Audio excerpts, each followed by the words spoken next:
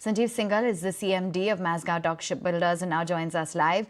Thank you for taking time out, and let's begin with the operational performance because, Mr. Singhal, that has been quite a jump that you've witnessed in the quarter gone by. Is this looking sustainable because it's been your highest ever margins? Yeah, good morning. As far as the margins are concerned, yes, we are at the completion of one of the major projects, that is 15 Bravo, which is consisting of 4 number of destroyers. We have already delivered 3. And the 4th one is also slated for delivery during this year. We are eyeing to deliver the platform in 3rd quarter or maybe slightly early if it is possible. Now, what happens is with respect to the earlier 3 platforms which we have delivered, our liabilities do not end at the time of delivery of the platforms. They continue as a D448 liability list is there.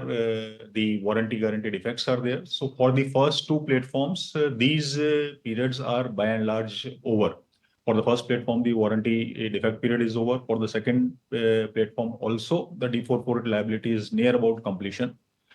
So any margins which were, any cushions which were kept to cater for these requirements, these we are in a position to release. So I would not say that this would happen repeatedly, but at the same time, whenever a project is coming near to completion and the expenditure is less than what is expected, then it definitely adds to the margins.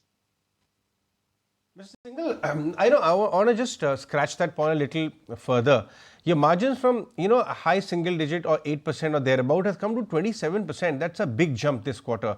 Even the profitability, you briefly explained that you had a project completion booking this time round. But for the rest of the year, FY25, can you help us understand what will be the normalized levels of your margins?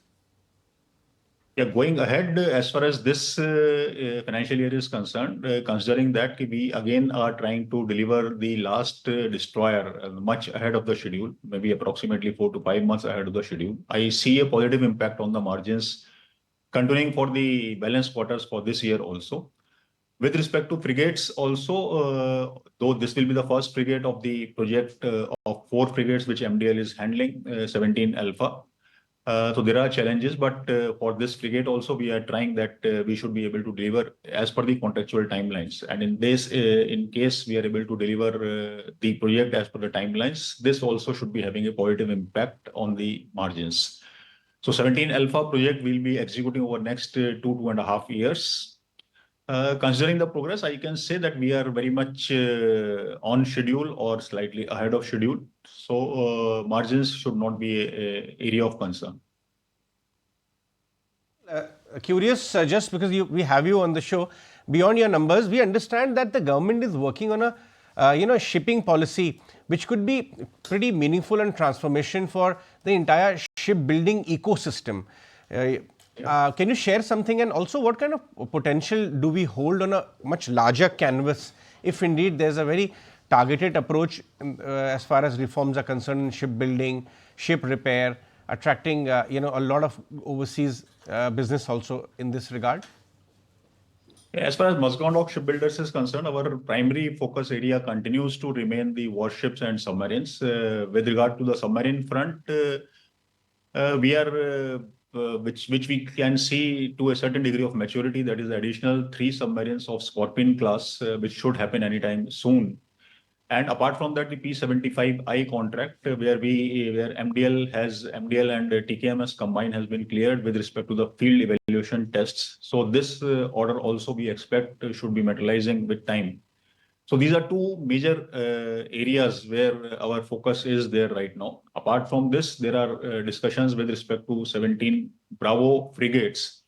Those numbers are still not finalized, 7 or 8, and MDL remains a strong contender for that, and followed by next generation destroyers. So these are some of the major projects in which MDL would be keen to participate and expect positive outcomes. Apart from this, we are submitting very soon a bid for the new generation corvettes, 8 numbers.